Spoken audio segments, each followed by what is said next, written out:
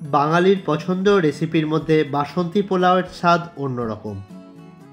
আর এই ঝুরঝুরে বাসন্তী পোলাও খুব সহজে কিভাবে তৈরি করা হয় সেটাই আমি আপনাদের করে দেখাবো। আপনারা দেখছেন স্বাদ ও স্বাস্থ্যঘর। আজকে আমাদের রেসিপি বাসন্তী পোলাও।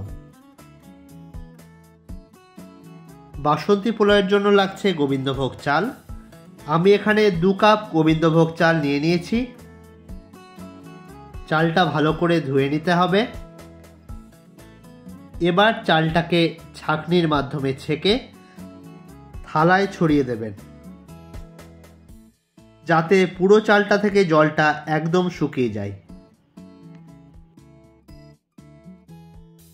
এবার মিক্সিতে 3 থেকে 4 টুকরো আদা, 2টো কাঁচা লঙ্কা পেস্ট করে নেব।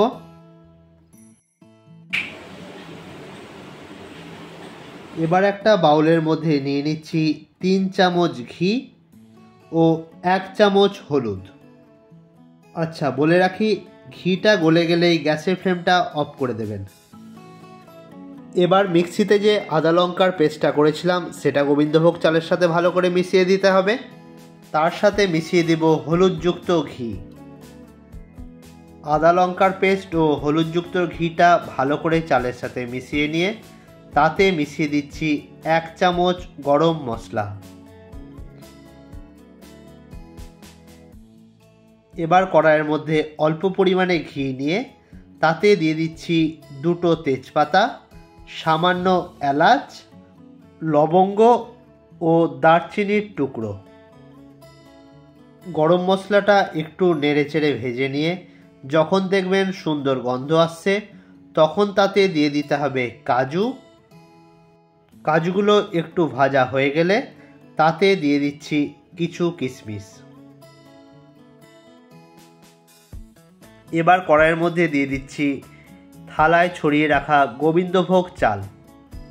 এই সময় চালটা 7 থেকে 8 মিনিট ভালো করে ভেজে নিতে হবে।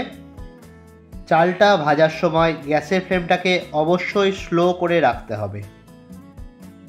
চালগুলো থেকে সুন্দর গন্ধ বেরোলে এবার দিয়ে দিতে হবে পরিমাণ মতন জল।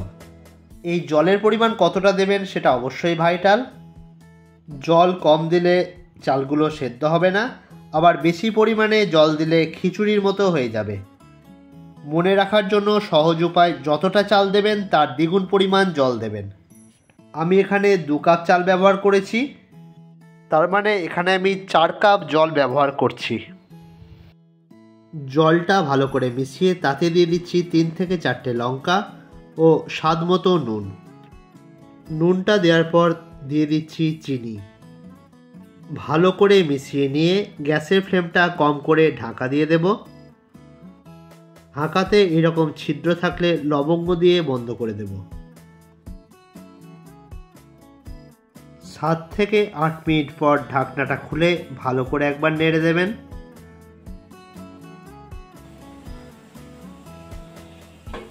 এবার ঢাকনাটা দিয়ে 10 থেকে 12 মিনিট কম ফ্লেমে ভালো করে সিদ্ধ করে নেব। দেখতেই পাচ্ছেন একদম বাসন্তী পোলাও রেডি হয়ে গেছে। আর এই ঝুরঝুরে বাসন্তী পোলাওর সাথে কাশ্মীরি আলুর দম হলে তাহলে তো আর কোনো কথাই নেই। আর আপনারা যদি এই কাশ্মীরি আলুর দমের রেসিপি না দেখে থাকেন তাহলে আমার এই লিঙ্কটাতে গিয়ে কাশ্মীরি আলুর দমের রেসিপিটা দেখে নেন। তাহলে আজকে ছিল এই রেসিপি কেমন লাগলো সেটা অবশ্যই কমেন্টে জানাবেন।